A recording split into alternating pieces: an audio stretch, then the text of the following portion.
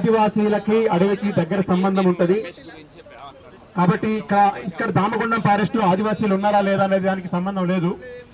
ఆదివాసీ సంఘం ద్వారా ఈ పర్యావరణాన్ని అడవుల్ని కాపాడుకోవడం ద్వారా ఆదివాసీల ఉనికి కోసం పోరాడుతున్నటువంటి సంఘంగా ఈ ఉద్యమానికి సంపూర్ణమైనటువంటి మద్దతు ఇస్తున్నాం. ఈ ఉద్యమం ఒక విషయాన్ని కూడా గుర్తుపెట్టుకోవాలి. ఒక 3-4 సంవత్సరాల క్రితం మన తెలంగాణలో జరిగినటువంటి సేవ్ నల్లమల ఆ ఉద్యమాన్ని కూడా మనం గుర్తుపెట్టుకోవాలి. తెలంగాణ రాష్ట్ర అసెంబ్లీ మా రాష్ట్రంలో యురేనియం తవ్వకాల కోసం మా నల్లమల అడవిని ఇచ్చేది లేదు, మా తెలంగాణ అనుమతించదు అని తెలంగాణ శాసనసభ తీర్మానం చేసిన తర్వాత అది వెనక్కిపోయింది. అది పూర్తిగా పోయిందని చెప్పలేం కానీ తెలంగాణ మీద ఆ కత్తి వేలాడుతూనే ఉంది.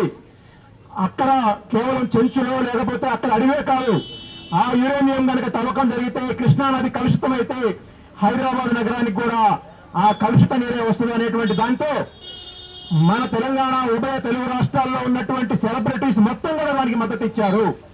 రేపు మన ఉద్యమం కూడా సేవ్ దామగుండం కూడా అదే విధంగా పూర్తి స్థాయిలో అనేక విశాల మద్దతుని కూడగట్టడం కోసం ఈ రోజు జరిగినటువంటి ఈ కార్యక్రమం వేదిక కావాలి.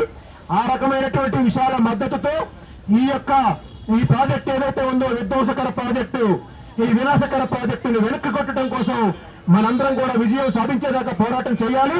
ఆ రకమైనటువంటి పోరాటంలో తెలంగాణ ఆదివాసీ గిరిజన సంఘం టీఓజీఎస్ గా మేము అగ్రభాగాన ఉంటామని చెప్పి ప్రత్యక్ష కార్యాచరణలో కలుస్తామని చెప్పేసి ఈ ఉద్యమానికి మీరంతా కూడా ఎవరైతే దీనికి ముందుకొచ్చి ఊపిరి మీదారో వారందరికీ మరోసారి ప్రత్యేకమైనటువంటి అభినందనలు తెలియజేస్తూ సెలవు తీసుకుంటా ఉన్నాను.